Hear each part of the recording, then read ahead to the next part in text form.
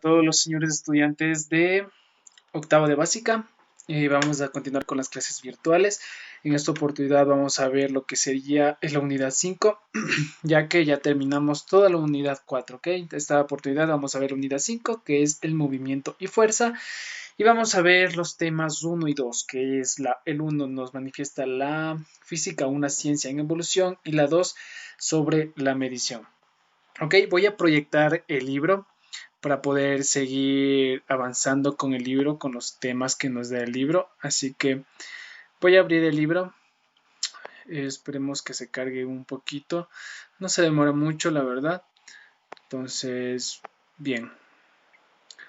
Vamos a ver.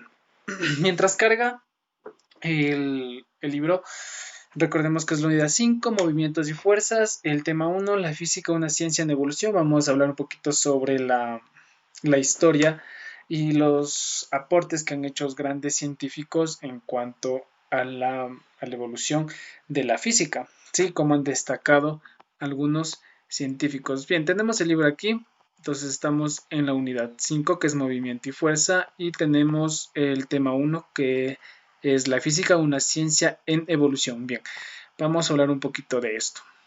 Nos habla un poquito de historia de la física. Y aquí empezamos citando al filósofo griego Aristóteles, ¿sí? Quien ya explicó hace muchos años atrás, antes de Cristo, explicó el concepto del movimiento con base a una teoría que manifestaba el agua, la tierra, el aire y el fuego. Después tenemos el siglo XVI a un famoso muy conocido que es Galileo Galilei, que fue un astrónomo y físico italiano, sí, que observó que un objeto más pesado parece caer primero que uno ligero por la resistencia al aire, sí. Es decir, esto nos quiere decir que en ausencia de aire los cuerpos caen al mismo tiempo. Por más pesados que sean, estos en ausencia de aire van a caer al mismo tiempo. Por ejemplo, si nosotros tenemos algo pesado y algo liviano, ¿sí? Estos dos objetos, si los lanzamos de una altura determinada, van a caer al mismo tiempo. Ok, tenemos ya en el siglo XVIII, ¿sí? Tenemos algunos personajes físicos y matemáticos como el alemán Rudolf, ¿sí?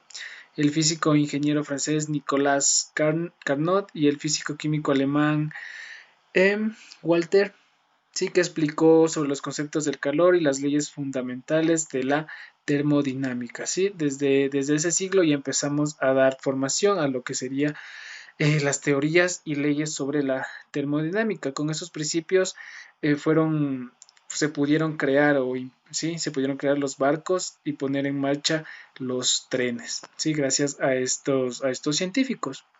Ya en el siglo XIX, sí, se inició lo que sería la física moderna con el físico alemán reconocido Albert Einstein, sí, que propuso su teoría de la relatividad, que demostró que la luz se comportaba como partícula y una onda. Sí, esto lo llamamos la dualidad de la luz. Sí, bien, aquí tenemos los momentos históricos. ¿Ok? Es una línea de tiempo, llamémoslo así. Desde la antigüedad hasta acá, a un poquito ya más actual, ¿sí? Igual fue hace algunos años, pero es un poquito más actual. Vamos a destacar algunos autores. Por ejemplo, el primero, que fue Aristóteles, como ya habíamos mencionado, explicó el concepto del movimiento, ¿sí? Y propuso que el agua, la tierra se mueven hacia el centro del universo. Bien, tenemos a otro que es Galileo Galilei, que también habíamos visto, y también fue uno de los que inventó el microscopio, y que gracias a el microscopio podemos hacer algunas observaciones y podemos también estudiarlos desde la Tierra, a las estrellas, al universo en general. Sí, tenemos Isaac Newton, quien descubre el movimiento de la ley de gravitación universal. Y tenemos por último a un destacado que es Albert Einstein, ¿sí? Que estábamos viendo que ya conoce la teoría de la relatividad, ¿sí? Y demuestra la dualidad de la luz. Ok, aquí tenemos un taller. Este taller está de deber para esta semana. Entonces, por favor, no olviden, ahí mismo les ayude con un texto para que puedan encontrar las respuestas. Ok, vamos al tema 2. El tema 2 nos habla sobre la medición. Sí, entonces aquí tenemos sobre las magnitudes físicas. Ok, en esta parte de las magnitudes físicas, sí, encontramos, nos manifiesta que las magnitudes físicas son propiedades características de los cuerpos susceptibles de ser medidas. Por ejemplo, el largo de la puerta de su casa o el tiempo que dura un programa de televisión o, sí, magnitudes como la longitud, que es el tiempo, la masa, la temperatura, entre otras, que eso se denominan magnitudes físicas. Y no solo magnitudes de medir de pronto el largo de algo, sino también el peso de algo, la temperatura de algún cuerpo. Ok, vamos a ver qué es medir. ¿Sí? Medir, medir las unidades de medida son necesarias para la vida cotidiana, ¿sí? Entonces, ya que lo usamos para comparar el tamaño de diferentes objetos entre sí o simplemente medir las cosas, ya sea un objeto grande o pequeño. ¿Sí? Entonces, aquí tenemos lo que son el Sistema Internacional de Medidas SI y también tenemos el Sistema Inglés de Unidades, que es la 2.3, podemos observar aquí. Bien, primero vamos a hablar de la Sistema Internacional de Medidas. ¿Qué es el Sistema Internacional de Medidas? Sí, en física las mediciones deben ser exactas y confiables. Para ello debe utilizar unidades únicas, ¿sí? Únicas, de tal manera que cualquier medida podamos entender tanto en Colombia como en China o en otros países y en cualquier parte del mundo. Esto no importa. Este fue el propósito de implementar el Sistema Internacional de Medidas. ¿Sí? Lo que trata de hacer este Sistema Internacional de Medidas es tan solo manejar, qué sé yo, por ejemplo, el metro.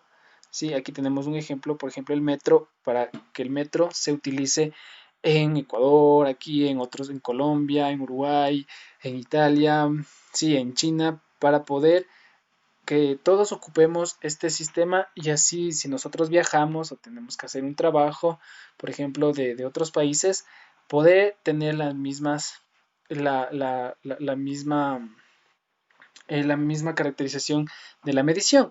Sí, pero por otro lado también existe el sistema inglés de unidades. Sí, el sistema inglés tiene, por ejemplo, para la longitud, tiene el pie, vemos aquí el pie, sí, y vemos que vuelta acá arriba en el sistema internacional de medidas tenemos que es el metro, vemos que cambian, sí, entonces son diferentes.